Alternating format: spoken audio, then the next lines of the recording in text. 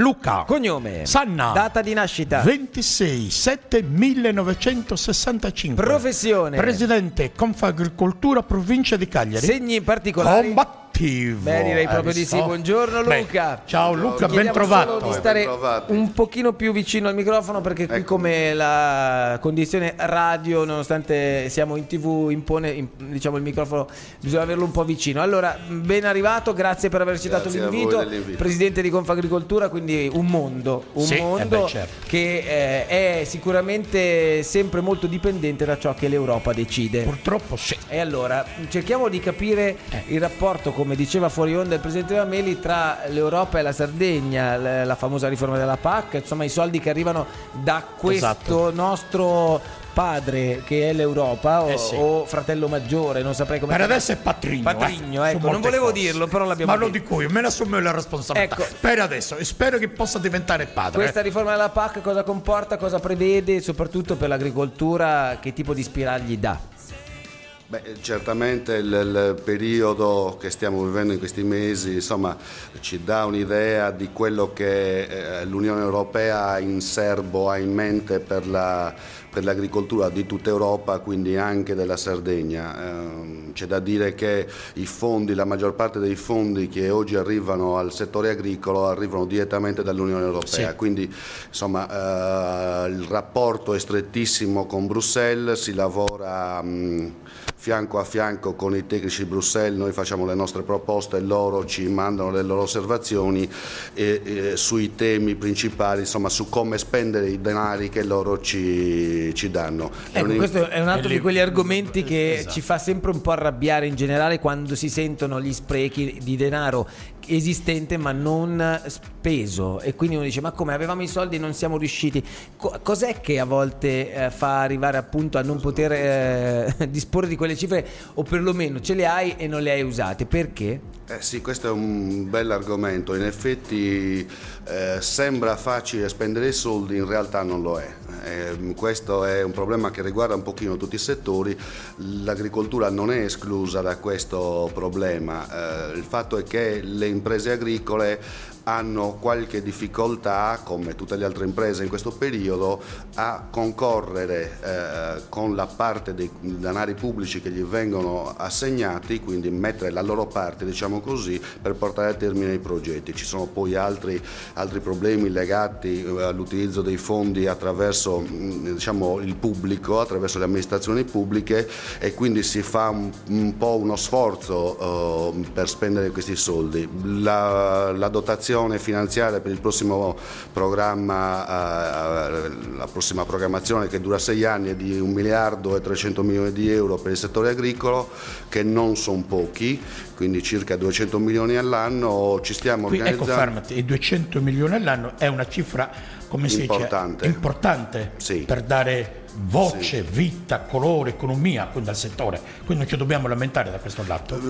Certamente la dotazione finanziaria, la dotazione finanziaria è certamente di buon livello. Avremmo potuto avere anche qualcosina di più.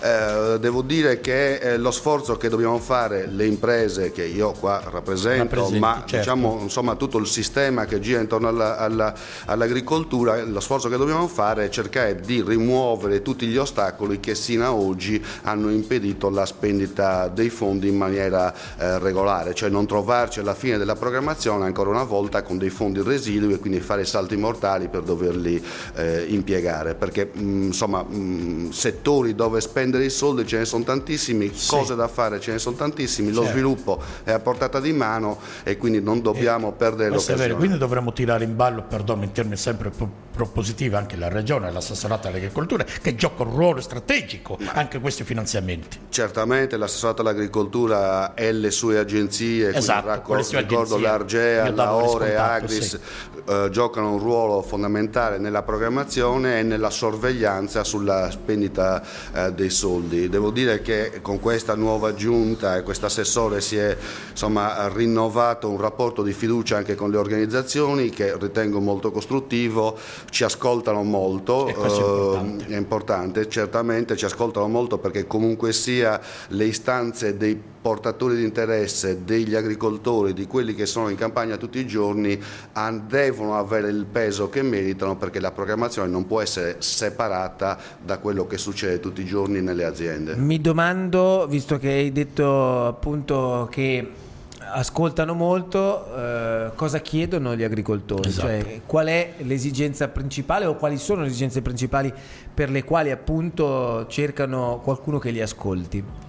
Ma in generale diciamo, gli imprenditori agricoli lo metto come obiettivo unico, poi c'è tutta una serie, c'è un corollario di desideri, diciamo così. Quello che più manca è un po' la certezza del reddito, cioè avere la sicurezza, o perlomeno avere buoni elementi, buone opportunità di poter consolidare il reddito durante gli anni. Cioè gli agricoltori sono molto esposti certamente all'area atmosferica, come tutti sappiamo, ma anche economicamente, perché fare l'agricoltore vuol dire avere mezzi e spese che non sono di poco conto, no? Se non sbaglio, Luca. Certo, ma quello dal punto di vista strutturale, però diciamo che l'esposizione anche alla speculazione, diciamo così, internazionale, ma anche meno internazionale, più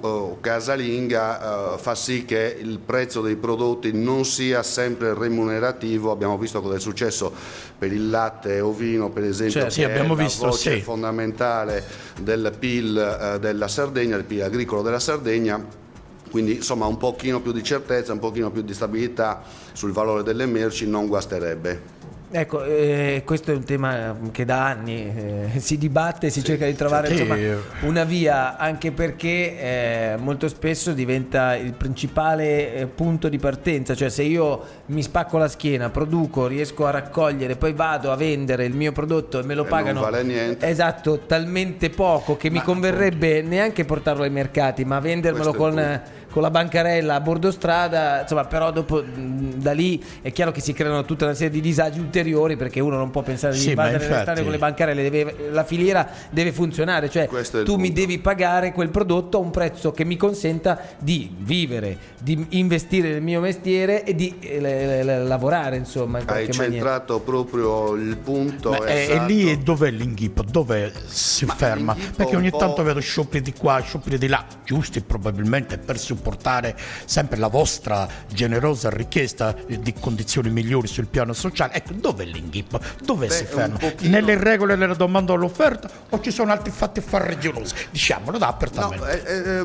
Avete centrato esattamente il punto. Diciamo che la regola aurea della domanda e dell'offerta un pochino non riguarda, cioè non è valida completamente per i prodotti agricoli. Diciamo che quando la filiera soffre c'è la tendenza a comprimere verso il basso il valore della materia prima, cioè quando nella filiera servono o mancano danari, allora tutti gli elementi della filiera cercano di mantenere le proprie posizioni, comprimendo il valore della materia prima, che naturalmente è quella che soffre di più alla base. Certo. E paga il prezzo, lo pagate naturalmente i tuoi rappresentanti.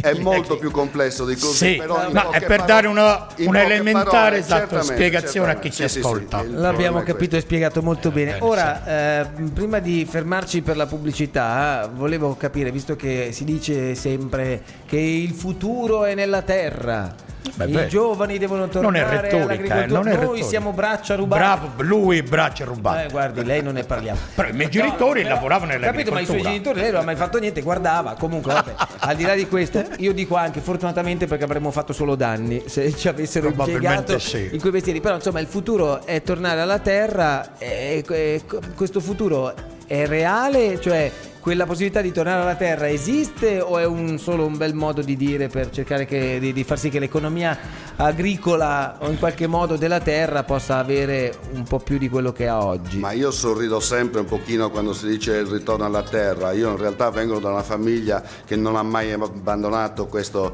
lavoro da generazioni, ma io mi accontenterei anche che quelli che oggi ci lavorano potessero mantenere la loro condizione. Ricordo tra l'altro che l'agricoltura è uno dei pochi settori economici che sta mantenendo tutte le posizioni in termini di occupazione, in termini di PIL, e quindi insomma già sarebbe un bel risultato se quelli che ci sono non abbandonano. Ecco. Se poi arriva qualcun altro noi lo accogliamo a braccia aperte. Benvenuti. Va bene, allora risposta assolutamente direi chiarificatrice anche su questo punto. Tra poco si torna con Luca Sanna, presidente di Confagricoltura, torneremo a chiacchierare con lui e ci sono tante cose che mi incuriosiscono, anche in alcuni passaggi che vorremmo capire. Chiaramente non abbiamo le risposte e le verità in tasca, ma almeno cercare di capire quello lo possiamo fare. Però prima andremo al telefono con Fabio Fresu da Telema Press. Pubblicità, torniamo subito dopo.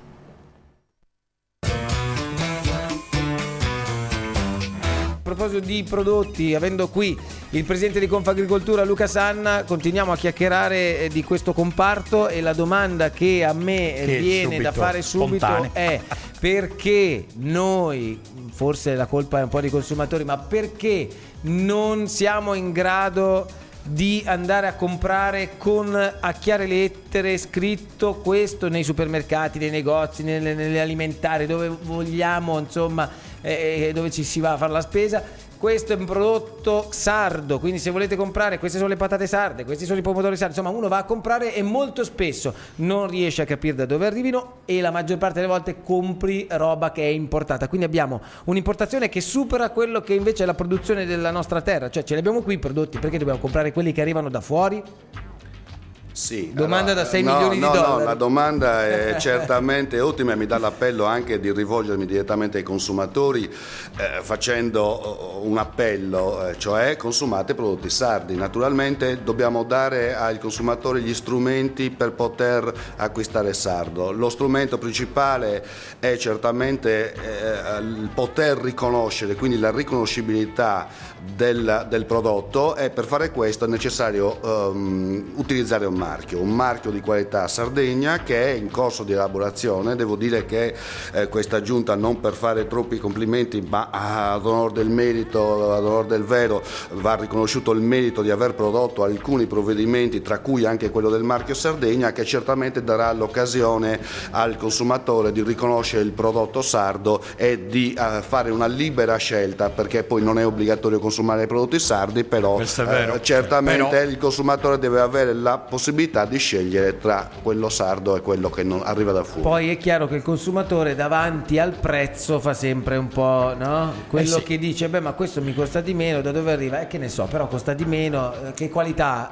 Non lo so, però ha una qualità simile. Cioè molto spesso si è anche un po', permettetemi il termine, ignoranti, e parto da me per primo, quando si va a fare la spesa o si compra un prodotto, perché non si guarda molto al prodotto, si guarda al prezzo. È anche vero che la tasca è quella, magari uno ha quello a disposizione e cerca di fare la spesa low cost, ma fare la spesa low cost non vuol dire però non andare a dirigere i propri denari su quei prodotti che possono comunque alimentare l'economia della tua regione, no? Adesso io sono d'accordo con lui, bisogna dare atto alla classe lavoratrice dell'agricoltura che in questi ultimi tempi, io ne conosco tanti, stanno abbattendo anche i costi. Prima c'erano costi altissimi, ed è vero, oggi come oggi. Perdona, ma la domanda è: perché costa di più una cosa, o può costare di più una cosa che è prodotta qui, anziché una cosa che la vado a comprare e deve arrivare da un'altra parte, quindi c'è un viaggio di mezzo? Perché?